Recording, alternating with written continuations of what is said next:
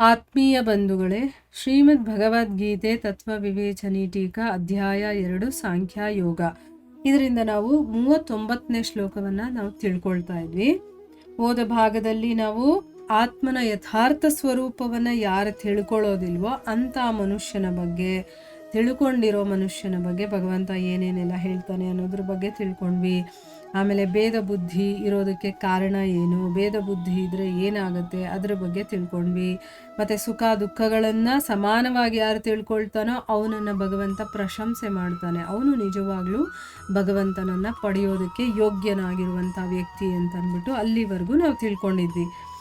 ಅದಾದ ಮೇಲೆ ಈಗ ಮುಂದುವರೆದೇನು ಹೇಳ್ತಾನೆ ಅಂತ ನೋಡೋಣ. ಇದಾದ ನಂತರ ಸತ್ಯಾಸತ್ಯ ವಸ್ತುಗಳನ್ನು ನಿರ್ಣಯಿಸಿ, ಅಂದರೆ ಯಾವುದು ಸತ್ಯ, ಯಾವುದು ಅಸತ್ಯ, ಯಾವುದು ಸರಿ, ಯಾವುದು ಸರಿಯಲ್ಲ ಅನ್ನೋದನ್ನು ಸರಿಯಾಗಿ ನೀನು ನಿರ್ಣಯ ಮಾಡಿ ಯುದ್ಧ ಮಾಡುವಂತ ಅರ್ಜುನನಿಗೆ ಆಜ್ಞೆಯನ್ನು ಕೊಡ್ತಾನೆ ಭಗವಂತ. ಅಂದರೆ ನೀನು ಮೊದಲು ನಿರ್ಧಾರ ತಗೊಳ್ಳೋದಿದೆಯಲ್ಲ, ಅದನ್ನು ತಗೋಬೇಕಾದ್ರೆ ಮೊದಲು ಯಾವುದು ಸರಿ ಯಾವುದು ತಪ್ಪು ಅನ್ನೋದನ್ನು ನೀನು ಸರಿಯಾಗಿ ಯೋಚನೆ ಮಾಡು. ಆಮೇಲೆ ನೀನು ಯುದ್ಧವನ್ನು ಮಾಡಬೇಕೋ ಬೇಡವೋ ಅನ್ನೋದ್ರ ಬಗ್ಗೆ ನೀನು ನಿರ್ಧಾರವನ್ನು ತಗೋ ಅಂತನ್ಬಿಟ್ಟು ಹೇಳ್ತಾನೆ. ಹೇಳೋದಿಲ್ಲ, ಅವನು ಆಜ್ಞೆಯನ್ನು ಕೊಡ್ತಾನೆ. ಈಗ ಅದನ್ನು 2 ಶ್ಲೋಕಗಳಲ್ಲಿ ಹೇಳಿದ್ದಾರೆ. 16 ಮತ್ತು 18ನೇ ಶ್ಲೋಕದಲ್ಲಿ ಏನು ಹೇಳಿದ್ದಾರೆ ಅಂತ ನೋಡೋಣ. 2ನೇ ಅಧ್ಯಾಯದಲ್ಲೇ ಅಸದ್ವಸ್ತುವಿಗೆ ಇರುವಿಕೆ ಅನ್ನೋದು ಇರೋದಿಲ್ಲ, ಮತ್ತು ಸದ್ವಸ್ತುವಿಗೆ ಅಭಾವ ಅನ್ನೋದು ಇರೋದಿಲ್ಲ. ಈ ರೀತಿ ಈ 2ರ ತತ್ವವೂ ಕೂಡ ತತ್ವಜ್ಞಾನಿಗಳಾದ ಮನುಷ್ಯರ ಮೂಲಕ ನೋಡಲ್ಪಟ್ಟಿದೆ. ಯಾವುದರಿಂದ ಈ ಸಂಪೂರ್ಣ ದೃಶ್ಯ ಜಗತ್ತು ವ್ಯಾಪ್ತವಾಗಿದೆಯೋ ಅದನ್ನು ನೀನು ನಾಶರಹಿತವಾಗಿರೋದು ಅಂತ ತಿಳ್ಕೊ. ಈ ಅವಿನಾಶಿಯ ವಿನಾಶವನ್ನು ಮಾಡೋದಕ್ಕೆ ಯಾರೂ ಕೂಡ ಸಮರ್ಥರಾಗಿಲ್ಲ. ಆಮೇಲೆ ಈ ನಾಶರಹಿತನು, ಅಪ್ರಮೇಯನು, ನಿತ್ಯ ಸ್ವರೂಪನು ಆಗಿರುವ ಜೀವಾತ್ಮನ ಈ ಎಲ್ಲ ಶರೀರಗಳು ಕೂಡ ನಾಶವುಳ್ಳವುಗಳೆಂದು ಹೇಳಲಾಗಿದೆ. ಅದಕ್ಕೋಸ್ಕರ ಭರತವಂಶಿಯಾದ ಅರ್ಜುನನೇ ನೀನು ಯುದ್ಧ ಮಾಡು.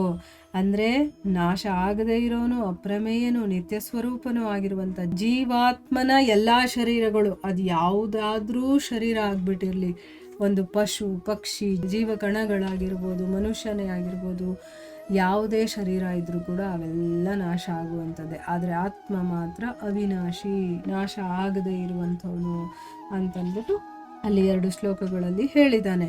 ಮುಂದಿನ ಶ್ಲೋಕಗಳಲ್ಲಿ ಆತ್ಮನನ್ನ ಸಾಯುವವನು ಮತ್ತು ಸಾಯಿಸುವವನು ಅಂತ ಯಾರಾದರೂ ತಿಳ್ಕೊಳ್ತಾರಲ್ಲ, ಆತ್ಮ ಸಾಯುತ್ತೆ ಅಥವಾ ಆತ್ಮವನ್ನು ಯಾರೋ ಸಾಯಿಸ್ತಾರೆ ಅಥವಾ ಆತ್ಮನೇ ಸಾಯಿಸುತ್ತೆ ಯಾರನ್ನೋ ಅಂತೆಲ್ಲ ತಿಳ್ಕೊಳ್ತಾರಲ್ಲ, ಅವರನ್ನು ನಾವು ಅಜ್ಞಾನಿಗಳು ಅಂತ ತಿಳ್ಕೋಬೇಕು ಅಂತ ಭಗವಂತ ಹೇಳಿ, ಆತ್ಮನ ನಿರ್ವಿಕಾರತೆ, ಅದು ಆಕಾರ ಇಲ್ಲದೆ ಇರುವಂಥದ್ದು, ಅಕರ್ತೃತ್ವ ಅಂದರೆ ಏನು ಮಾಡದೇ ಇರುವಂಥದ್ದು, ಮತ್ತು ನಿತ್ಯತೆ, ನಿತ್ಯವಾಗಿರುವಂಥದ್ದನ್ನು ಪ್ರತಿಪಾದನೆ ಮಾಡ್ತಾ ಶರೀರಗಳ ನಾಶದಿಂದ ಆತ್ಮನ ನಾಶ ಆಗೋದಿಲ್ಲ ಅನ್ನುವಂತಹ ಮಾತನ್ನು ಸಿದ್ಧಪಡಿಸಿದ್ದಾನೆ.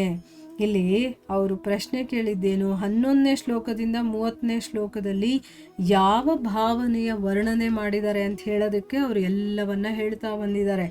ಅದಕ್ಕೋಸ್ಕರನೇ ಈಗ ನಿತ್ಯವಾಗಿರುವಂಥದ್ದು ಅಂತ ಗೊತ್ತಾಯಿತು, ಶರೀರಗಳ ನಾಶದಿಂದ ಆತ್ಮನಾಶ ಆಗೋದಿಲ್ಲ ಅನ್ನೋದು ನಮಗೆ ಗೊತ್ತಾಯ್ತಲ್ವಾ, ಅದನ್ನು ಸಿದ್ಧಪಡಿಸಿದ್ದಾನೆ ಭಗವಂತ ಅಲ್ಲಿ.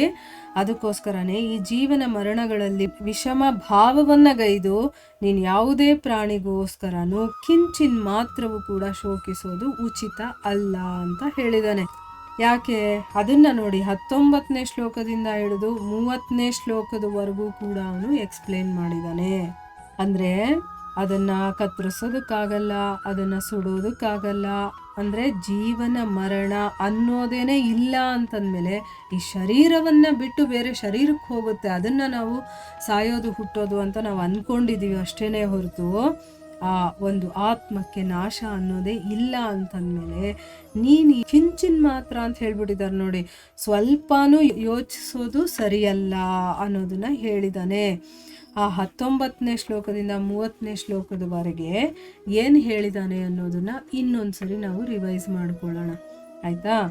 ಯಾರು ಈ ಆತ್ಮವನ್ನು ಕೊಲ್ತಾನೆ ಅಂತ ತಿಳ್ಕೊಳ್ತಾನೋ ಮತ್ತು ಯಾರು ಇವನು ಸತ್ತೋದ ಅಂತ ತಿಳ್ಕೊಳ್ತಾನೋ ಅವರಿಬ್ಬರೂ ಕೂಡ ತಿಳ್ಕೊಂಡಿರೋರೇ ಅಲ್ಲ.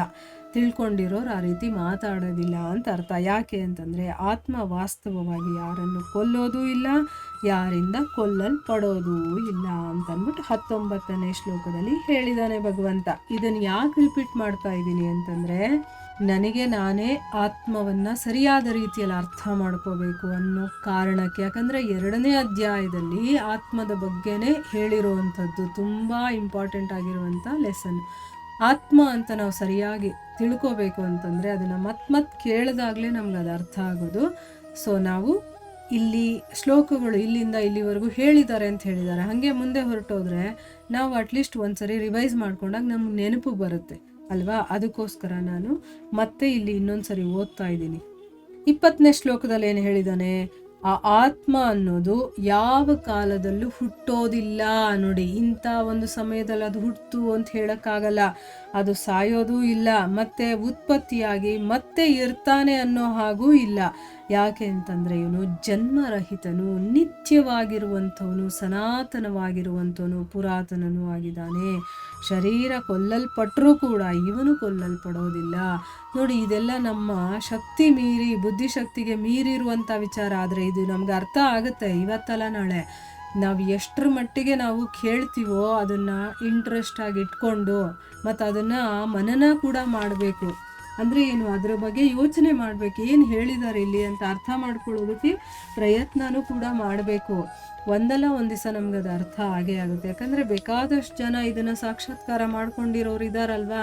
ಸೊ ನಮ್ಗೆ ಯಾಕೆ ಆಗೋದಿಲ್ಲ, ನಾವು ಕೂಡ ಸಾಧನೆ ಮಾಡಿ ತಾಳ್ಮೆಯಿಂದ ಕಾಯಬೇಕು ಭಗವಂತನ ಕೃಪೆಗೆ, ಆಗ ನಮಗೂ ಕೂಡ ಅರ್ಥ ಆಗುತ್ತೆ ಅಲ್ವಾ. ಈಗ ನೋಡಿ, ಹುಟ್ಟೋದಿಲ್ಲ, ಸಾಯೋದಿಲ್ಲ, ಮತ್ತು ಜನ್ಮರಹಿತನಾಗಿರೋನು, ನಿತ್ಯವಾಗಿರೋನು, ಇದೇನಪ್ಪ ಇದು ಅಂತ ನಮ್ಗೆ ಅನಿಸುತ್ತೆ ಈಗ. ಆದರೆ ನಾವು ಭಾಗವತವನ್ನೂ ಓದ್ತಾ ಇದ್ದೀವಿ, ಬೇರೆ ಬೇರೆ ಧರ್ಮಗ್ರಂಥಗಳನ್ನು ಓದ್ತಾ ಇದ್ದೀವಿ, ಭಗವದ್ಗೀತೆಯನ್ನು ಬಿಡದೆ ಕಂಟಿನ್ಯೂಸ್ ಆಗಿ ನಾವು ಅದರ ಸಾಧನೆಯನ್ನು ಕೂಡ ಮಾಡ್ತಾ ಇದ್ದೀವಲ್ವಾ. ಸೊ ಒಂದಲ್ಲ ಒಂದು ದಿವಸ ನಮಗೆ ಅದು ಅರ್ಥ ಆಗುತ್ತೆ. ಆದರೆ ನಾವು ಕೇಳೋದನ್ನು ಬಿಡಬಾರ್ದು. ಪ್ರತಿನಿತ್ಯ ಭಗವದ್ಗೀತೆಯನ್ನು ಒಂದು ಶ್ಲೋಕವಾದರೂ ನಾವು ಕೇಳಬೇಕು, ಅರ್ಥ ಮಾಡ್ಕೊಳ್ಳೋದಕ್ಕೆ ಪ್ರಯತ್ನ ಮಾಡ್ತಾ ಇರಬೇಕು. ಆವಾಗ ನಮ್ಗೆ ಒಂದಲ್ಲ ಒಂದು ದಿವಸ ಅದು ಅರ್ಥ ಆಗೇ ಆಗುತ್ತೆ. ಈಗ 21ನೇ ಶ್ಲೋಕದಲ್ಲಿ ಏನು ಹೇಳಿದ್ದಾರೆ ಅಂತ ನೋಡೋಣ. ಅಲ್ಲಿ ಭಗವಂತ ಹೇಳ್ತಾನೆ, ಹೇ ಪೃಥಾಪುತ್ರನಾದ ಅರ್ಜುನನೇ, ಯಾವ ಮನುಷ್ಯ ಆತ್ಮನನ್ನು ನಾಶರಹಿತ, ಅವನು ನಿತ್ಯವಾಗಿರುವಂಥವನು, ಅಜನ್ಮ ಅವ್ಯಯ ಅಂತ ತಿಳ್ಕೊಳ್ತಾನೋ ಆ ಪುರುಷ ಹೇಗೆ ಮತ್ತು ಯಾರನ್ನ ಕೊಲ್ಲಿಸ್ತಾನೆ ಮತ್ತು ಹೇಗೆ ಯಾರನ್ನ ಕೊಲ್ತಾನೆ ಅಂತ ಅಂದ್ಬಿಟ್ಟು ಹೇಳ್ತಾ ಇದ್ದಾನೆ. ಕೊಲ್ಸೋದಕ್ಕೂ ಆಗಲ್ಲ, ಕೊಲ್ಲೋದಕ್ಕೂ ಆಗೋದಿಲ್ಲ. ಯಾಕಂದರೆ ಆತ್ಮ ನಿತ್ಯವಾಗಿರುವಂಥವನು, ನಾಶರಹಿತ ಅಂತ ಗೊತ್ತಾದ ಮೇಲೆ ಅಂಥ ವ್ಯಕ್ತಿ ಅದು ಹೇಗೆ ತಾನೇ ಅವನು ಆ ಕೆಲಸ ಮಾಡೋದಕ್ಕೆ ಸಾಧ್ಯ ಅನ್ನೋದನ್ನು ಇಲ್ಲಿ ಹೇಳಿದ್ದಾರೆ. ಇದರ ಎಕ್ಸ್ಪ್ಲನೇಷನ್ ಇನ್ನೂ ಇದೆ, ಅದನ್ನು ನಾವು ಮುಂದಿನ ಭಾಗದಲ್ಲಿ ತಿಳ್ಕೊಳ್ಳೋಣ. ಹರೇ ಕೃಷ್ಣ.